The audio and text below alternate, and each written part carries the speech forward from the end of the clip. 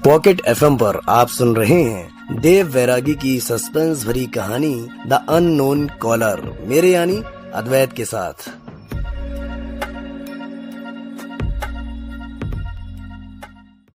उस तमाचे की गूंज को सुनकर बाहर बैठे हुए कांस्टेबल भी लॉकअप के अंदर आके मेरा रुद्र रूप देखने लगे। तमाचा मारने के तुरंत बाद मैंने उससे कहा, बोल हरामी, क्या नाम है तेरा और वहां उस घर में क्या करने गया था तू? तमाचा पड़ने के बाद उसने अपने गाल पर हाथ रख लिया था। जब मैं उससे सवाल पूछ रहा था तब वो मुझे घूरे जा रहा था।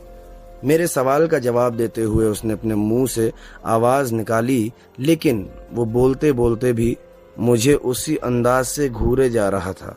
मुन्ना बदनाम नाम है मेरा। मुन्ना का नाम सुनकर बगल में खड़े हुए केलकर को हंसी आ गई और उसने हंसते हुए कहा, ये कैसा नाम है साले? तेरी माँ को कोई और नाम नहीं सूझा क्या? साहब तमीज से माँ को बीच में मत लाओ आप, नहीं तो। मुन्ना ने थोड़े गुस्से भरी आवाज में केलकर को घूरते हुए कहा। तभी उसकी बात सुनकर गुस्से में आए हुए केलकर ने जवाब दिया, नहीं तो क्या बे, क्या करेगा तू साले नाली के कीड़े? केलकर गुस्से से उसे कहते हुए अपना हाथ उस पर उठाने के लिए तैयार हुआ, लेकिन फिर मैं केलकर को शांत होने का बोलकर मुन्ना से काम की बात करने लगा। तू ये बता कि वहां क्या करने गया था? तब उसने मेरी तरफ घूरते हुए अपना गुनाह ऐसे कबूल किया जैसे वो कोई पुण्य का काम करने गया हो। साहब, चोरी करने गया था। उसकी आवाज में मुझे वो डर नहीं दिख रहा था जो हर मुजरिम को जेल के अंदर बैठे बैठे महसूस होता है। और जब कभी भी कोई मुजरिम कुछ ज्यादा ही अकड़ दिखाता है तो फिर मेरे अंदर का ज्वालामुखी उस मुजरिम पर फूटने के लिए बेताब हो जाता है। उसकी इसी अकड़ को तोड़ते हुए मैंने उसे एक जोरदार थप्पड़ मारते हुए कहा, अबे कुत्ते के पिल्ले, अपनी अकड़ को अपनी जेब में रख। अगर मेरा दिमाग सटक गया ना तो तेरी चमड़ी को जलते हुए अंगारों पर छोड़कर तेरी मौत का तमाशा देखूंगा। मेरे धमकाने पर भी उसके हाव भाव में कोई बदलाव नहीं आया। वो अपनी नजरें नीचे करके हंसने लगा। उसकी हंसी ये बता रही थी कि वो ऐसी छोटी मोटी धमकियों को रोज सुनता है। मैं समझ गया कि ये कुत्ते की पूंछ है और सीधी तरह मानने वालों में से नहीं है। फिर मैंने एक और कोशिश की ताकि वो शायद कुछ उगल दे, और इसलिए मैंने विक्की की तस्वीर उसे दिखाते हुए पूछा, ये देख, इसको जानता है तू? ये कौन है? ऐसे खरबूजे जैसी शक्ल के लड़के को पहली बार देख रहा हूं मैं। उसकी बात खत्म हुई थी कि तभी केलकर ने उसके बाल पकड़कर उसके सिर को ऊपर उठाते हुए गुस्से में आकर उससे कहा, तमीज में रहकर जवाब दे हरामखोर। ठीक से एक और बार देखकर बता कि जानता है या नहीं जानता है। तब मुन्ना ने उस तस्वीर को फिर से देखा और फिर से वही कहा कि वो नहीं जानता है। इस बात पर केलकर और भड़क गया और उसने हवलदार से अपनी लाठी मंगवाई और 2 डंडे मुन्ना के पीछे जड़ दिए। केलकर गुस्से में था, इसलिए उसके हाथों की ताकत का अंदाजा लगाना बहुत मुश्किल था। उस लाठी का दर्द तो वही समझ सकता था जो उस लाठी को अपने पीछे महसूस करे। केलकर की मार से मुन्ना के चेहरे पर दर्द की झलक देखने को तो मिली, लेकिन मुन्ना ने फिर भी अपना मुंह नहीं खोला। अगर कोई साधारण चोर या मुजरिम होता तो डंडे पड़ते ही सब उगल देता, लेकिन ये अलग प्रजाति का इंसान था, इसलिए इसे सजा देने का निर्णय मैंने खुद किया। मैंने केलकर से जलती हुई लोहे की थोड़ी मीडियम साइज की रॉड मंगवाई। मैंने पहले भी एक बार इस तरह से जुर्म कबूल कराने की कोशिश की थी, और जिस मुजरिम पर यह प्रयास किया था वो उस रॉड को देखकर अपनी पैंट में ही पेशाब कर गया था। मुझे पूरा यकीन था कि मुन्ना इस रॉड को देखते ही सब कुछ उगल देगा, लेकिन शायद मैं गलत साबित होने वाला था। मुन्ना ने इस रॉड को देखा और रॉड को देख रहे मुन्ना को मैंने देखा।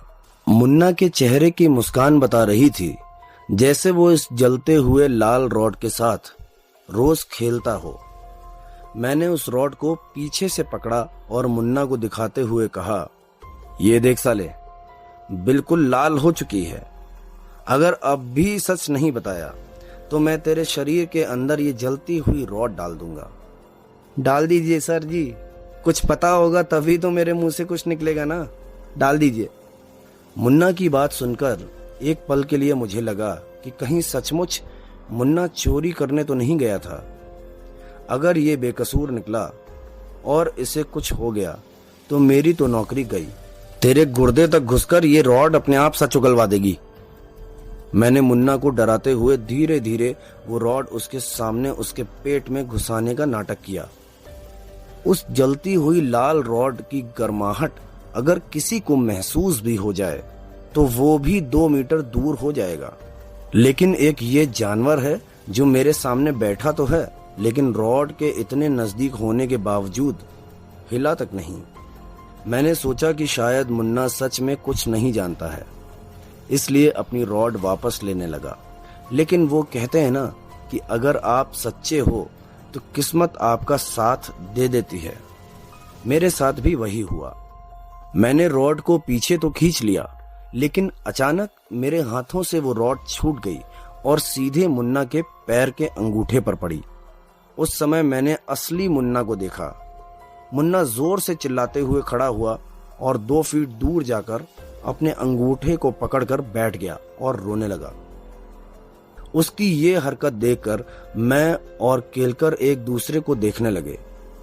मैं और केलकर ये समझ गए थे कि मुन्ना को भी डर लग रहा था, मगर वो जानबूझकर नाटक कर रहा था।